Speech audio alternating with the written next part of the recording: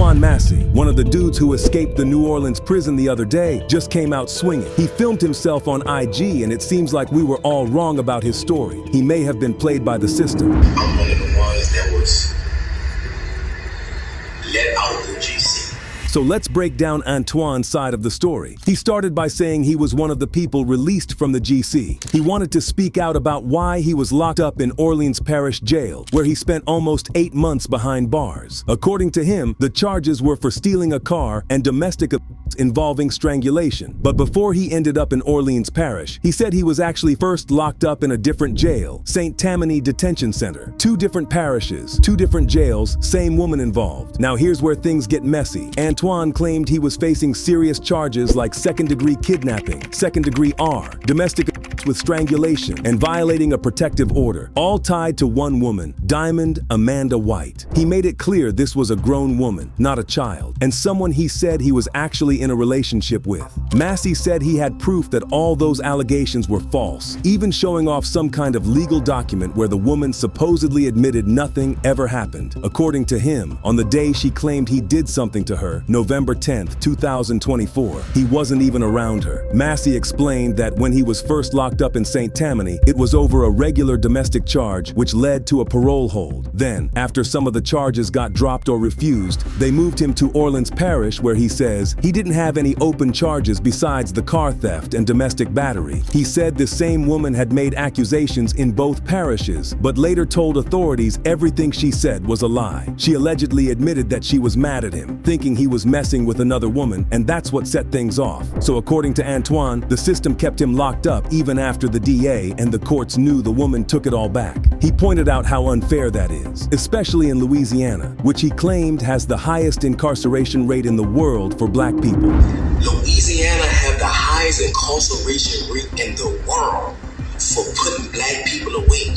Yes. Antoine opened up about his background too. He said he made mistakes when he was younger, especially after losing his dad at just 7 years old and watching his mom struggle to raise 4 kids. But now, he says he's a changed man, a father with 2 kids, including a daughter who just graduated and a 3-year-old son. He said people still look at him and judge him because of his past and his appearance, like his face tattoos, but insisted that he's a good person with a heart, and people who really know him can vouch for that. Then he got into the incident where folks said he escaped jail. According to him, he didn't break out, he was let out. He addressed rumors that he threatened a maintenance guy with a shank, saying it didn't make sense. He claimed that staff can't even be on the tier without a deputy there, and that if he really made threats, it would have been reported right away, which it wasn't. He said the guy flat out lied on him, and that the system believed the lie because of how he looked. He also called out St. Tammany Parish as being one of the most corrupt jails in Louisiana. He wanted to know why he was even locked up in the first place if the only witness, the alleged victim, denied everything. He said it felt like there was a bigger game going on, that certain people in the system, like DAs and sheriffs, were trying to pass him around from one jail to the next, trying to get him locked up for something just based on his past. By the end, he was begging for help from the media, from celebrities like Meek Mill, Lil Wayne, NBA YoungBoy, even Donald Trump. He said he couldn't afford a lawyer, and no one wanted to help him prove his innocence. Massey says there are a lot of other black men like him, sitting in jail cells, innocent, stuck in a system that doesn't care. That's why he said he ran,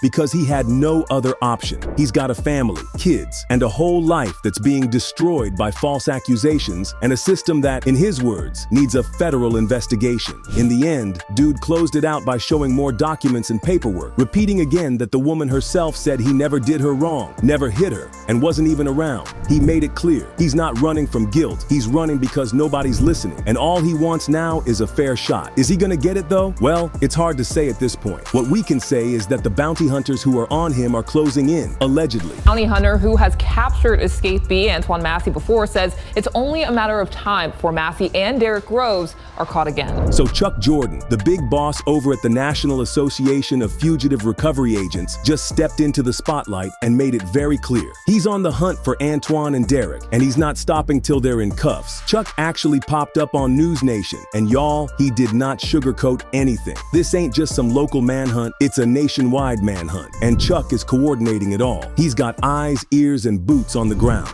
And that $50,000 reward per head is making folks talk.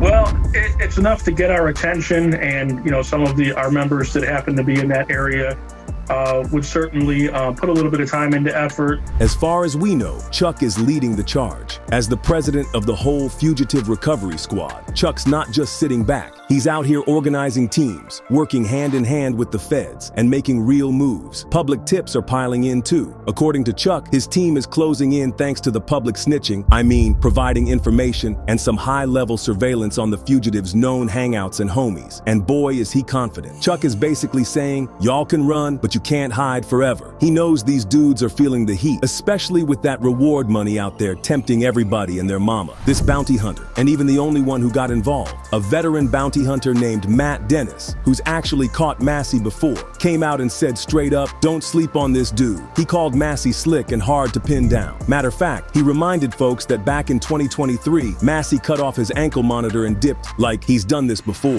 So this ain't his first rodeo. Dennis basically let it be known that tracking Massey down is no easy task. Still, the whole bounty hunter squad is locked in, teaming up with feds and local cops, putting that pressure on heavy. And with that $50,000 reward still out there, everybody from trained hunters to regular folks are on alert. Dennis says he's confident Massey will get caught. And if you're Massey and Derek, you gotta be concerned because it's not just bounty hunters. The whole gang's involved. We've got the FBI, ATF, US Marshals, Louisiana State Police, and New Orleans PD all clocked in on this. Press conferences are happening. Updates are rolling in. It's giving high alert. And don't forget, both these guys are certified flight risks. Massey's been slipping through the system more than once. Man's got escape artist in his bio. And Groves has got heavy charges, multiple violent offenses, and zero intention of turning himself in. In the end, we gotta ask, where do things stand right now? As of this moment, these guys are still on the run. But let's be real, the walls are closing in, with law enforcement and bounty hunters squeezing from all sides and $100,000 in rewards just waiting to be claimed. Somebody's bound to talk. This manhunt is turning into a full-blown showdown, and if Chuck Jordan says they're closing in, it's only a matter of when, not if. The statistics are on their side. If you think about it, 8 out of the 10 guys were already caught. But the whole scene? It sounds like a prison break movie. On May 16th, 2025, 10 inmates pulled off a wild escape from the Orleans Justice Center. It wasn't some sloppy attempt either. This was a coordinated, well-thought-out move.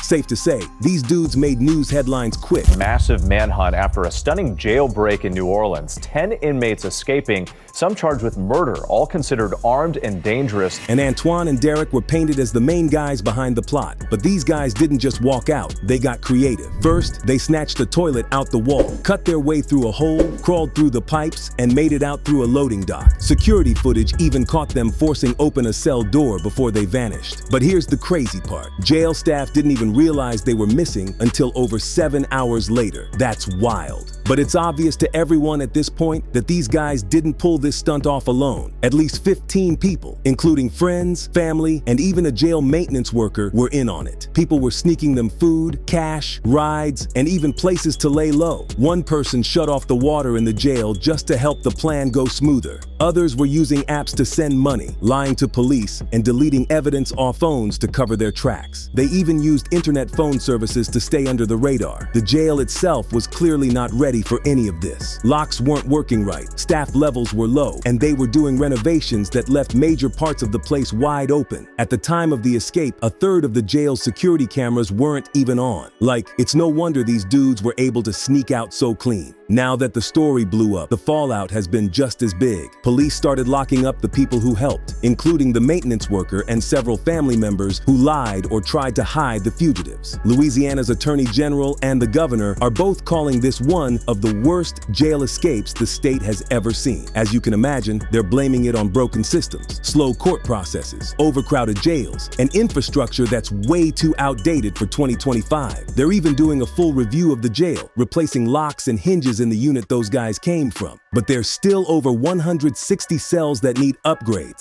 Say faulty locks also played a role in the escape. Now, as Chris Joseph reports, the Attorney General estimates the Sheriff's Office needs to replace locks on 160 doors. This whole case just put a spotlight on how deep the problems run in New Orleans' criminal justice system. Weak security, broken tech, and insiders helping from within, all of that played a role. But let's get back to Antoine real quick and see what his chances are of actually making it out of this mess a free man. Let's keep it real. Antoine Antoine ain't got many cards left to play. His chances of actually beating this whole situation are practically zero.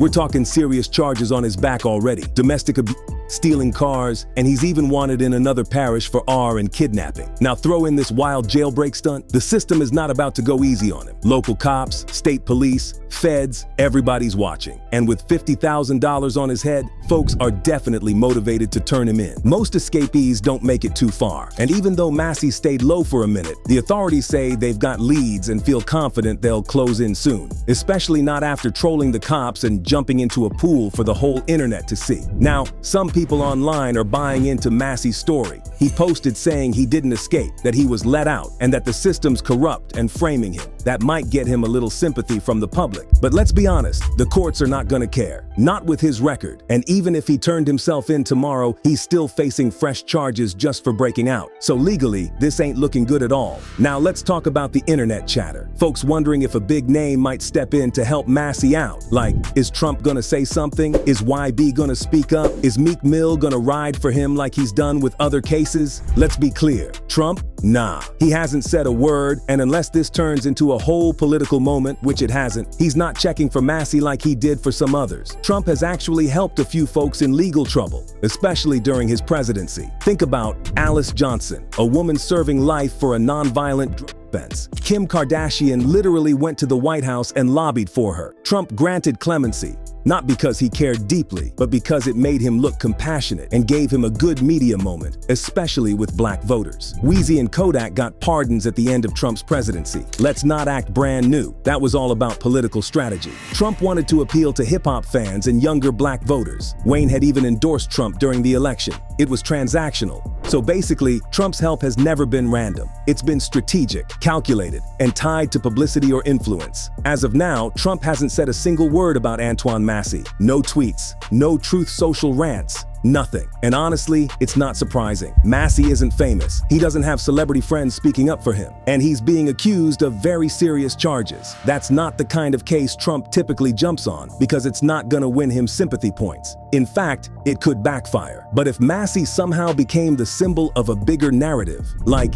if his case got spun into a corrupt government setup or a deep state takedown of innocent black men, and if a few high-profile people or conservative influencers got behind him, then Trump might pay attention. Not to actually help Massey, but to use the story for political talking points. Trump doesn't help unless there's something in it for him. Antoine would need a whole movement, celebrity endorsements, or some viral twist in the case to even be considered. Right now, he's not on Trump's radar, but stranger things have happened in the messy world of politics and pop culture. As for NBA YoungBoy, also not likely. Even though he's from Louisiana and has spoken out about the justice system before, there's no sign he even knows what's going on with Massey. And Meek Mill is big on criminal justice reform, but he moves on cases with heavy support or obvious injustice. Massey's situation doesn't check those boxes, especially with the kind of charges he's facing. So bottom line, unless there's some massive shift in public opinion or new evidence that changes the whole narrative, don't expect any big names to jump in and save the day. Massey might be trending in some circles, but to the system he's still just a fugitive, and the chase ain't slowing down. So look, while Antoine out here posting online and begging for help, hoping someone's gonna come through and save him from this whole mess, history is saying, don't hold your breath. Because real talk, there are barely any cases of fugitives making a public plea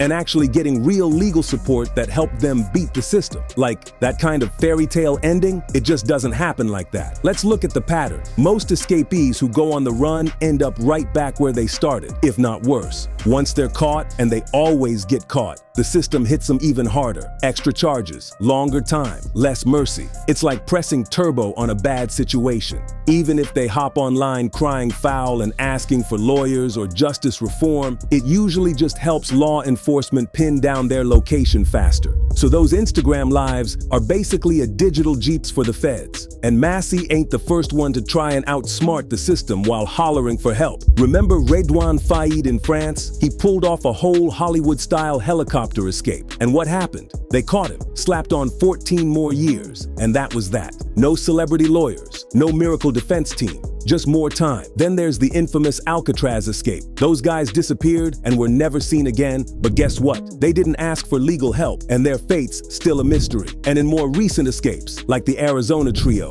or that New Orleans situation, none of them pulled legal miracles either. If anything, their people got locked up right along with them. That brings us right back to Massey. His case might feel unique because of the way it's blowing up online, but in reality, it fits right into the pattern. And legal aid groups are not touching a fugitive until he turns himself in. Lawyers want you in custody first. They're not jumping in while you're running wild. And unless there's proof of a major injustice or wrongful conviction, and we're talking rock-solid evidence, the public isn't rushing to fight for you either. So while Massey's talking about being let out and begging for someone to believe his story, history says the odds are stacked way against him. And if he's hoping to be the one escapee who flips the narrative and wins in court after going on the run, he's not just dodging cops, he's dodging reality too. But what do y'all think? Is there any chance he beats the odds? Or is this just another case of running from the inevitable? Drop your thoughts below. And if you want to keep up with the wildest stories, you already know, click over to the next video.